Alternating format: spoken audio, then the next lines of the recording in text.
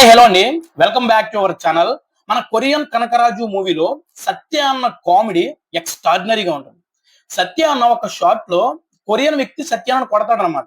కొట్టినప్పుడు ఇతని stroke immature గా ఉందని సంథింగ్ ఒక డైలాగ్ అయితే యూస్ చేస్తాడు. ఇది ఎక్కడో ఎన్నట్టుందే అని చెప్పేసి ఆలోచిస్తే అప్పుడు నాకు స్ట్రైక్ అయింది అనమాట. ఇది మన సీనియర్ ఎన్టీఆర్ గారు ఓల్డ్ మూవీలో ఎన్టీఆర్ గారు చంద్రమోహన్ గారితో చెప్తారనమాట, మీ స్ట్రోక్ చాలా అమ్మెచ్యూర్ గా ఉందో సంథింగ్ ఒక డైలాగ్ అయితే యూస్ చేస్తారు. నాకు అప్పుడే అర్థమైపోయింది, ఈ సీన్ ఏదైతే ఉందో ఖచ్చితంగా ట్రోల్ చేస్తారు. ఈ సీన్ అడ్డం పెట్టుకుని సినిమాని నెగిటివ్ చేస్తారు, కాంట్రవర్సీ క్రియేట్ చేస్తారని అనుకున్నాను. కాకపోతే కొంచెం లేట్ అవుతుంది అనుకున్నాను, కానీ చాలా ఎర్లీగానే వచ్చేసింది. దీన్ని బట్టి మన కుర్రోళ్ళు ఎంత ఖాళీగా ఉన్నారో అర్థమైపోతుంది. ఇప్పుడు మెగా హీరోలు సినిమాలు వస్తున్నాయంటే మెగా అభిమానుల కంటే కూడా ఒక బ్యాచ్ చాలా ఎక్సైట్ గా ఉంటది అనమాట. మెగా అభిమానుల కంటే కూడా ముందుగా వీళ్ళ టికెట్లు బుక్ చేసుకుంటారు. ఎందుకంటే సినిమాలో ఏదైనా నెగిటివిటీ పాయింట్ దొరకకపోతుందా, ఒక తప్పు పాయింట్ దొరకకపోతుందా, దాన్ని పట్టికి లాగేసి ట్రోల్స్ చేసి కాంట్రవర్సీ చేసి మెగా ఫ్యామిలీని ఎలా బ్యాట్ చేద్దామా అని చూస్తారనమాట. ఎందుకు అనుకుంటున్నారు? మెగా ఫ్యామిలీ అంటే వాళ్ళకి అంత వచ్చా. మెగా ఫ్యామిలీ నుంచి వచ్చిన ప్రతి ఒక్క హీరో కూడా వాళ్ళని పోయిపిస్తున్నారు కాబట్టి వాళ్ళంటే భయంతో ఎలాగైనా సరే వాళ్ళని లాగేద్దాం, కిందకి లాగేద్దాం అని చూస్తున్నారు. ఇప్పుడు ఆ డైలాగ్ ఏంటో ప్రతి ఒక్కరికి తెలిసిన వాళ్ళు ఉంటారు, తెలియని వాళ్ళ కోసం నేను ఇక్కడ వేస్తున్నాను చూడండి. మీ స్ట్రోక్ చాలా ఎమెచ్యూరిష్ గా ఉంది.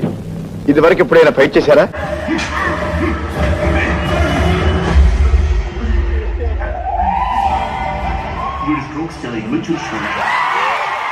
ఇదే అనమాట డైలాగ్. ఈ డైలాగ్ ని మన కొరియన్ కనకరాజు మూవీలో సత్యాన్న యూస్ చేశాడు.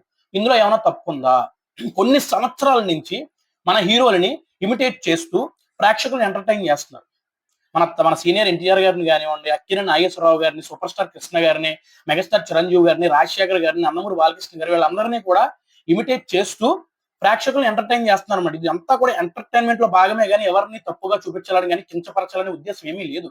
మన హీరోలు కూడా ఎవరు కూడా నెగిటివ్ గా చాలా పాజిటివ్ గా తీసుకుంటారు, నవ్వుకుంటారు అనమాట. ఎందుకంటే వాళ్ళ కష్టపడి సినిమాలు తీసేది ఎందుకు? జనాల్ని ఎంటర్టైన్ చేయడం కోసం. ఈ కమెడియన్స్ వాళ్ళ స్టైల్లో వాళ్ళని ఇమిటేట్ చేస్తూ ఎంటర్టైన్ చేస్తున్నందుకు వాళ్ళు హ్యాపీగా ఫీల్ అవుతారు, కానీ ఎవరో కూడా తప్పుగా తీసుకోరు. ఒకవేళ స్వర్గీయ నందమూరి తారక రామారావు గారు బ్రతుకున్నా కూడా ఆయన కూడా చాలా పాజిటివ్ గా తీసుకునేవాడు. నందమూరి తారక రామారావు గారు అంటే మహానుభావుడు. ఆయన అందరూ కూడా దైవాంశ సంభూతుడు అంటారు. ఆయన ఎంత గొప్ప వ్యక్తి కాకపోతే, ఎన్ని మంచి పనులు చేయకపోతే అలా మాట్లాడతారు చెప్పండి. అలాంటి వ్యక్తి గురించి ఎవరైనా సరే తప్పుగా గానీ తప్పుడు వేలో గానీ చూపించాలని ఎవరైనా అనుకుంటారా?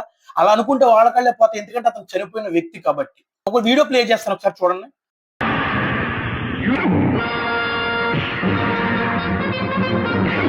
అమ్మయ్యా, ఒక గంటము గడిచినది, ఇంకెందుకు ఆలస్యము, బయలుదేరుటే.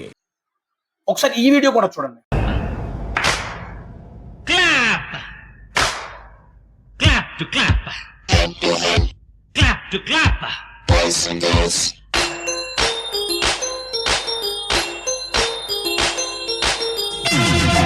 ఈ వీడియోలు రెండు కూడా మత్తు వదలరా సినిమాలోని వీడియోలు అనమాట. ఇక్కడ కూడా సీనియర్ ఎన్టీఆర్ గారిని ఇమిటేట్ చేసిన సత్యనే, మెగాస్టార్ చిరంజీవి గారిని కూడా సత్య ఇమిటేట్ చేశాడు. మరి అప్పుడు ఎందుకు మాట్లాడలేదు ఎవరో? ఇప్పుడు ఎందుకు మాట్లాడుతున్నారు? ఓహో, ఆ హీరో మెగా ఫ్యామిలీకి సంబంధించిన వ్యక్తి కాదు, మరి వరుణ్ అన్న మెగా ఫ్యామిలీకి సంబంధించిన వ్యక్తి, అందుకు ట్రోల్ చేశారు. అవునా? సిగ్గు ఉండాలరా కొంచెమైనా. కడుపుకి అన్నం తిని పనులు చేయాలి, పెంట తినే పనులు అయితే ఎప్పుడు కూడా చేయకూడదు. అయినా నాకు డౌట్ రా, ఇప్పుడు కొరియన్ కనకరాజు సినిమాలో హీరో వరుణ్ అన్న. ఇప్పుడు ఆ సినిమాలో మీరు ఏదైతే ట్రోల్ చేస్తున్నారో అది రాసుకున్న డైరెక్టర్ మారలపాక గాంధీ, దాన్ని యాక్ట్ చేసిన వ్యక్తి సత్య.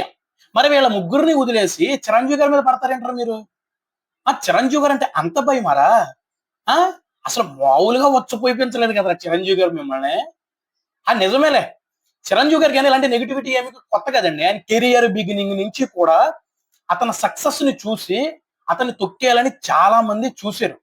అయినా కూడా చిరంజీవి గారు వాళ్ళ ఇంట్లో వ్యక్తులను తిట్టినా, వాళ్ళ అమ్మగారిని తిట్టినా, ఎవరిని తిట్టినా కూడా పాజిటివ్ గా తీసుకోకుండా తన సినిమాల కోసం కష్టపడ్డాడు కాబట్టే ఇప్పుడు ఈ స్థాయిలో ఉన్నాడు.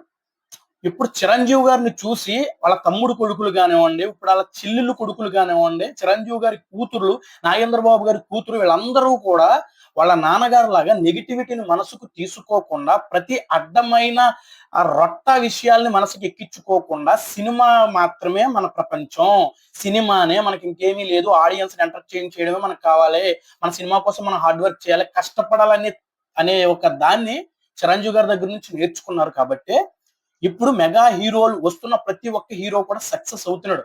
మన రామ్ చరణ్ గారు కానీ, పవన్ కళ్యాణ్ గారు కానీ, అల్లు అర్జున్ గారు, అల్లు శిరీష్ గారు, వరుణ్ తేజ్, సాయి ధరమ్ తేజ్, వైష్ణవ్ తేజ్, వీళ్ళందరూ కూడా కష్టపడే మనస్తత్వం కలిగిన వ్యక్తులు. చిరంజీవి గారిని చూసి ఇన్స్పైరింగ్ గా తీసుకుని వాళ్ళ ఇండస్ట్రీకి వచ్చి ఆయనలాగా ఎదగాలి, సొంత ఐడెంటిటీ మనం క్రియేట్ చేసుకోవాలని కసితో వచ్చి వాళ్ళ సినిమాలు చేస్తున్నారు. అదే రేంజ్ లో వాళ్ళు సక్సెస్ అవుతూ ముందుకు వెళ్తున్నారు. అలాంటి వ్యక్తుల్ని, అలాంటి మెగా ఫ్యామిలీని ఎంత ట్రోల్ చేయాలనుకున్నా వాళ్ళ స్థానం అది. అక్కడి నుంచి లాగడం అనేది ఎవరి తరము కాదు. అప్పట్లో చిరంజీవి గారిని ఎవ్వరు ఏం చేయలేకపోయారు. ఇప్పుడు మీరేం చేస్తారా బచ్చాగాళ్ళు? అనవసరంగా మెగా ఫ్యామిలీని ట్రోల్స్ చేసి మీ టైం వేస్ట్ చేసుకోకుండా ఇంటికి వెళ్ళి బూస్ట్ తాగి బొజ్జోండి. ఏంటి మరి ఉంటారు మరి. బాయ్. ఇది మరి వీడియో నచ్చితే లైక్ చేసుకోండి. మన ఛానల్ కొత్తగా వచ్చిన సబ్స్క్రైబ్ చేసుకోండి. Thank you so much. జై హింద్.